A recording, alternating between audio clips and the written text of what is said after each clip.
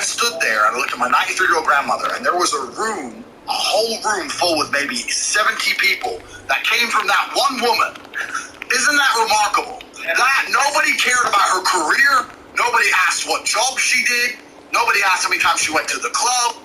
Nobody asked if she had time to go to festivals. No. You had 70 sentient beings, including myself, full of life from one woman who dedicated herself to being a mother and a good husband and a good wife.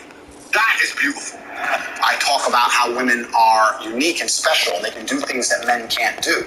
And still these clips are taken out of context.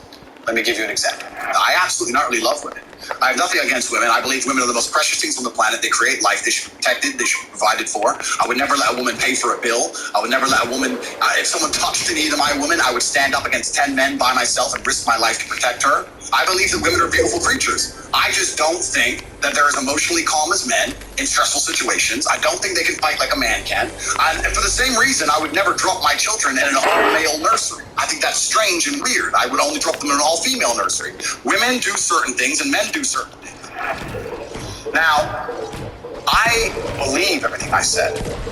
I believe in protecting women. I believe in championing women. I believe in making sure that women are provided for.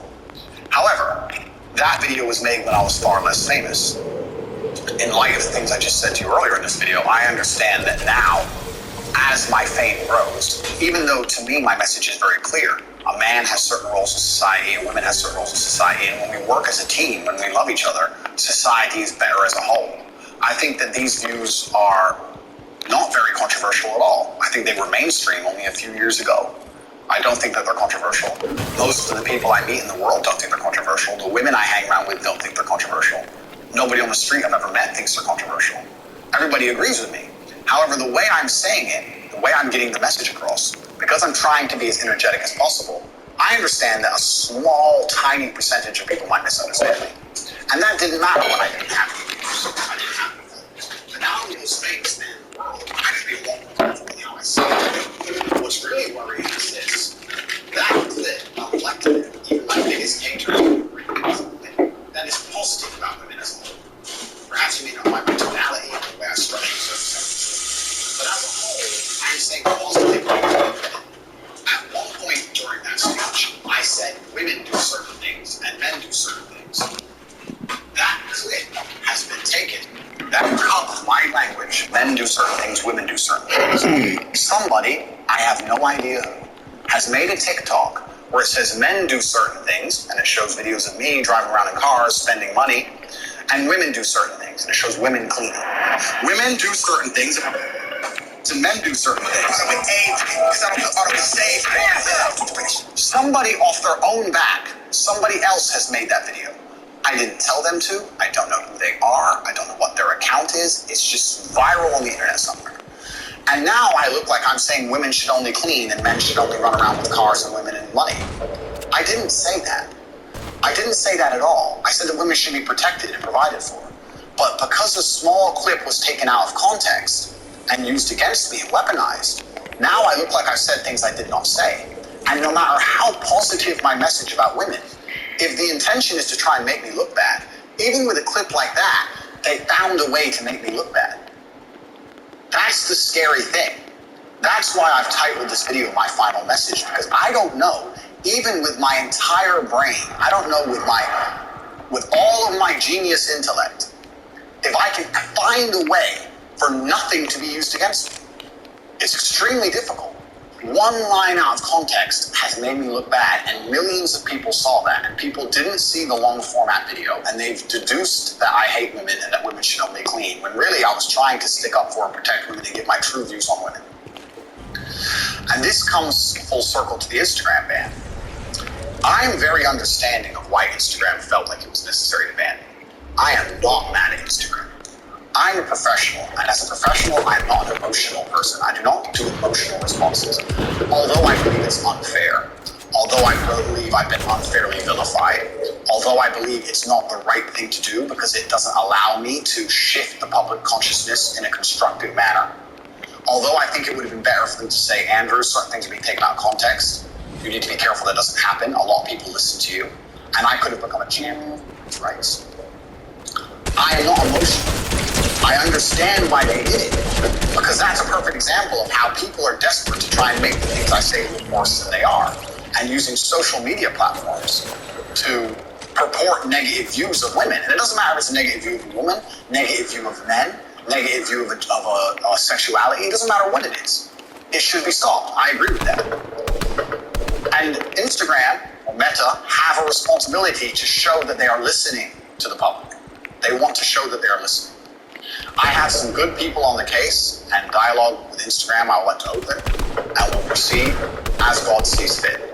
If God believes that I do not need an Instagram page, then I will not have one. If God believes that I do, then I shall. This is not just about Instagram. This is just me saying to Instagram that I totally understand. I just wanted to make it clear that I didn't want these things to be said.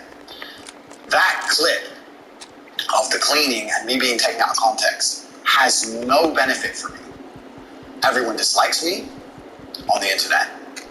Certain people watch it and know it's not true. The ones who've watched the longer format stuff of my videos and they're fans of mine, fine. So certain people remain neutral because they know it's false. But people who don't then dislike me. My family gets death threats. I get death threats. Hate is spread online. Like, there's no benefit for me. If I could stop that happening, I absolutely would. Which is why I want to adjust my messaging and adjust the way I talk. I don't want that to happen.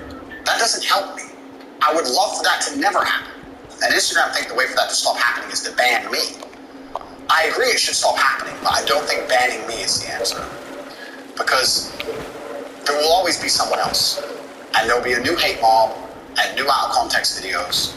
And this is a problem which is larger than Andrew Tate. This is an internet problem. This is a problem with short format video, short attention spans, nobody looking into anything in detail, things taken out of context. This is a really big problem that the world has to address, and it goes beyond me. And if I've had to martyr my presence on social media to raise a conversation, which is going to be a net benefit for the world as a whole, then I'm happy with that. I'm happy if people go, you know what, this happened to Andrew Tate, it's now happening to other people. We have to change the way we review censorship, banning, content creation, content proportion, all these things. That's fine, if that's the life path which has been chosen for me. I just want to get clear that I don't like when that happens. I don't want that to happen myself because I don't gain anything from that. On Instagram, absolutely no rules were broken. My captions were just poetry that I wrote. My pictures were just lifestyle. Car, house, boat. I never broke any rules on Instagram. I never had any strikes. I never done anything wrong on Instagram. The only rule infringements on Instagram were my comment section, where hate mobs inspired by these videos we've been discussing, these videos which were deliberately taken out of context and deliberately fictional. Hate mobs were inspired at the end of YouTube videos to go to my Instagram and insult me.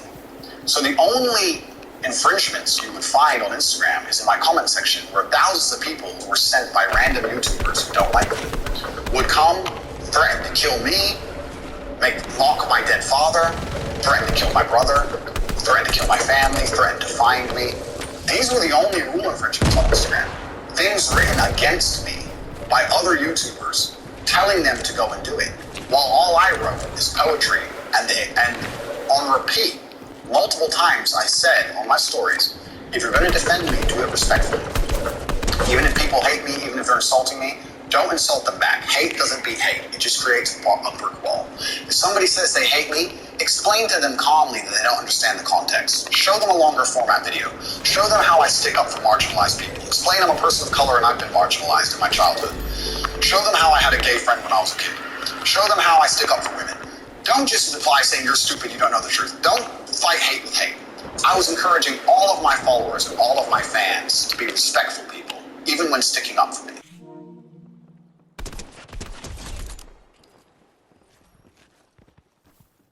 Infringements. That was the only anti-policy things on the page, things targeted against me. And I didn't really complain to Instagram because I wasn't taught as a person to go complaining to authority. I thought, this is the internet. That's how it works. Just ignore it. Don't worry about it. Soon the truth of your heart and your character will come through. Soon people will see the light and they'll change, because that's the way the world is. People often flip-flop on issues. This is how things happen. The redemption arc is going to be beautiful. I really truly believe that within a few years, people are going to understand that I'm a force for good in the world. And often, people say, well, if don't have Tate as a real male role model, there's better ones. Where are they? There are no other male role models. Because to inspire the youth of men, you need to be aspirational. They have to look at you and want to be like you. And there's no other male role models that have had the tenacity or the aggressiveness to have such a fantastic life as I have, that they're going to listen to me. They listen to me because of my authority, and my authority comes from my life experiences. If my mentality is so wrong, how have I managed to amass enormous wealth? How have I managed to amass huge social status? How have I managed to physically dominate the planet? I've done things that men respect and they look up to me. So that's why I can lead them. And I understand my messaging should change in light of the fact that I can be taken out of context. But me being alive on the internet will allow me to lead men in a very positive direction. Banning me and deleting me leaves a black hole where they say there'll be another masculine leader. But the men don't listen. The youth of today won't listen to anybody else. That's the reason I'm the most famous man on the planet, because none of these other people have the authority to affect them like I do. It's me or nobody. And I truly believe that me, with reformed messaging, now understanding of my newfound fame, is so much better for the world than nobody. Because nobody just leads to black holes of who knows what, and it can't be controlled. And that's where the internet is truly dangerous. Speaking of Instagram, I was understanding in recent weeks of how these negative fictional stories of me were gaining traction, and I wanted to try very, very hard to counter them. I put a post on Instagram, which you can see here, where I explained that the things I've said have been taken out of context. And just because I champion men's rights does not mean I dislike women. I think that men are underrepresented in the world today. And as people often say, men need to speak up. I'm here speaking for men. I'm here trying to speak up. People are speaking up because of me. We're raising important issues in the world today because of me. Deleting me and blocking me is only going to hurt men as a whole and increase all the problems we see with the youth of the men today. So I put a post up and I said, listen, people misunderstand me. I'm going to donate money to a female charity that supports women against domestic violence. And I'm also going to donate money to a charity that supports men's mental health. Just because I support men doesn't mean I hate women. I love people. I'm a person full of love, and I want people as a whole to elevate, not just men or women. I promised $1 to each charity for every like. That's $2 per like total, $1 to each charity. At the time of my banning, I had 550,000 likes or something like that, I believe. And if I hear from Instagram, what I would like them to do is to clarify the final likes amount on that post so that I can stick to my word, because that's what I am. I'm a man of my word. I was not doing it purely just to post a receipt on social media. I was doing it because I genuinely believe it's a good thing to do. And I would like Instagram to confirm the final amount of likes on that picture so I can donate the $1.2, $1.3 million that I promised I would donate to both of those charities independently. I would even be happy for Instagram to select the two charities and confirm and verify my donation. I'd be very happy to do that because I said I was going to do that, and I'm a man of my word. I stick to my word. What's interesting to me is when I put that post up, if anybody else had promised to do that, there'd be massive positive attention. But everybody ignored it. Nobody in the media wanted to post about it. None of the YouTubers wanted to talk about it. Nobody wanted to talk about it because it doesn't get clicks. You only get clicks for hating me. You don't get clicks for telling the truth about me. So nobody's interested in knowing the truth. Everybody ignored my charitable donations. If anybody else donated $1.3 million to charity, I'd like to think there'd be some sort of headline. But if I want to do it, nobody cares. And that's very, very unfair. What's also unfair is the people who say that they care about women and they're worried about misogyny and using this to attack me and try and have me deleted from the internet. They don't donate any money to charity. They don't help women. They don't want to do anything but spread hate. Right now they hate Andrew Tate. When I'm gone, they'll hate someone else. They'll find someone else's comment section to go into, insult, threaten their lives, insult their dead parents. Hate, hate, hate, hate. They're not going to donate money to charity. They're not going to help women. They're just going to sit there and hate me until I'm gone and then hate somebody else. This is a hate mob. And they're pretending that they care about women. They don't care about anybody. They're just hateful. And by Instagram allowing the hate mob to be successful, it inspires further hate mobs. It inspires further hate, further division. I understand that Instagram and Meta and Facebook need to, as a whole, keep their fingers on the pulse of the national opinions. I understand that. But once we have confirmed that the national opinion is misunderstood,